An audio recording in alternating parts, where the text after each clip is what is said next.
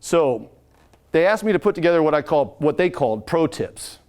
So first off, is I would recommend creating a practice band, because if you're the admin of any of these bands, I like things to look right. So I want, instead of, we've all heard that thing, the world is your stage, or just go and talk to a lot of people, it's considered practice.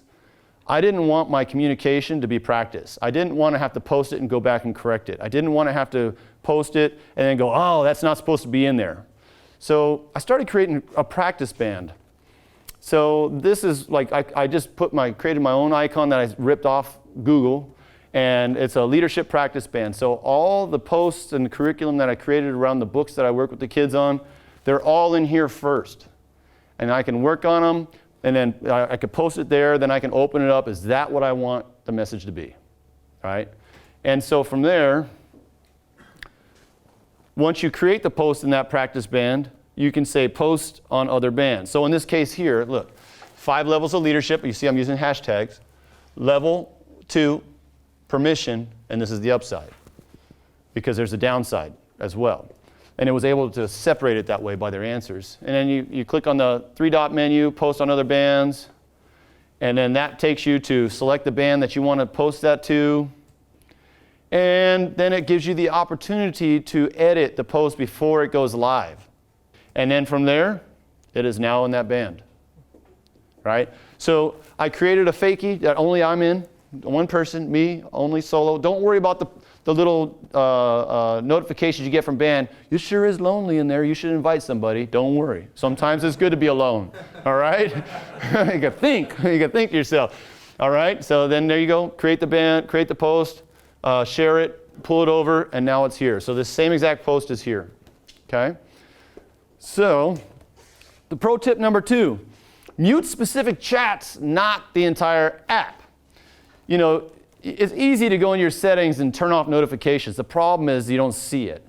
So when I'm responsible for 154 kids, not including all their parents and the staff who are also kids. So what I tell the parents when we do our parent meetings, I said, listen, we're doing everything through band. I know that the messages can go off and irritate you to no end. Here's what I recommend you do. If you know I'm going to have your kid, you turn on all notifications 3 days before, and you don't turn them off until 3 days after you've had them back. I said, can you do that? And they go, yeah. And immediately they're all taking out their phones and turning off notifications. And I was like, no, I have your kids. Because this was like at the end of a camp. It's still 2 days. Don't worry, there's more information coming out.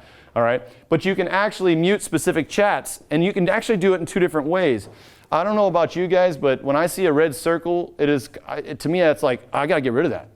There's a problem there. That's a red circle, And you can make it so when you go in there, you go into any chat, and you tap the little hamburger menu at the top, then you can see the chat notifications.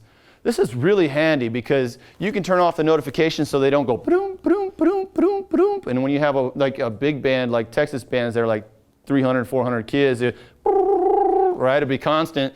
You can actually turn off the message count too. That gets rid of that red circle. So I tell my kids, my members alone, I say you can turn off the chat. You can turn off the chat notifications, but you cannot turn off the red circles because you need to know what you've missed. And then I tell them, I need you to be aware, because I see everything anyways. I said, you need to be aware that you're being held accountable for the messages that have gone out, specifically on posts or messages from me or your staff. The rest of it you can breeze through. You don't need to reread any of that stuff, okay? So they go, okay, Iceman, very good. Tip 3, member profiles. One of the hardest things when you're working on multiple bands is like, okay, I got a first and last name, but what do you play? Or what part are you? It got really difficult. So I came up with just a simple process. So I would recommend that you have first, name, instrument, and part. It's up to you.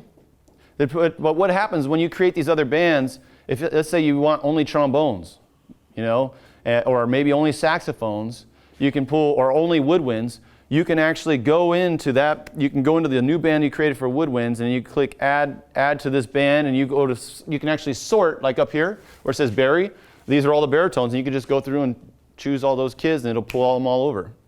It's much easier. Now, in the drum corps world, I used 0, 1, 2, 3, 4, and 5 to tell me how many years they've been in our group.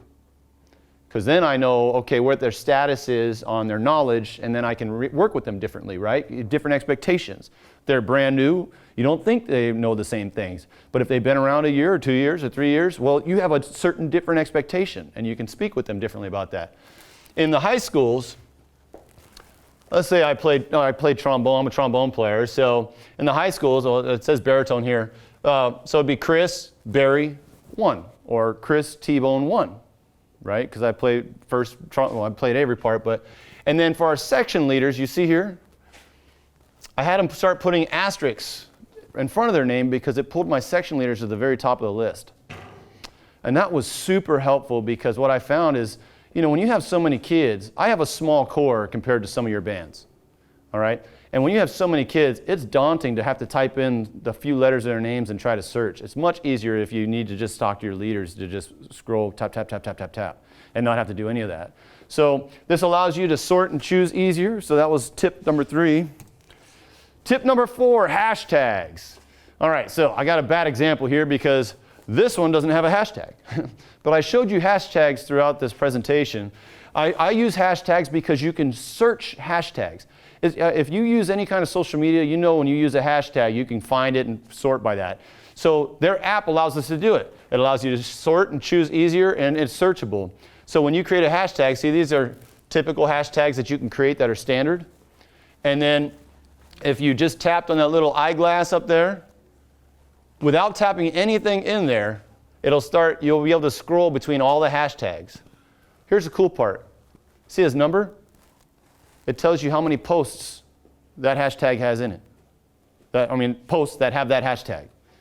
So if you tap on pre-participation form, because all of our kids have to get physicals now before they can go into the corps. So the kids would ask me a question. Hey, Iceman, where's that form at? I said, did you search for pre-participation?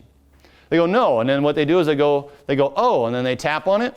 And it shows all 3 posts that have that hashtag on it, and they have the file that they needed to download to bring to their doctor, right? Yeah, it was thank you for that one clapper. I'm glad the lights didn't go off. Okay, so that's pro tip number 4.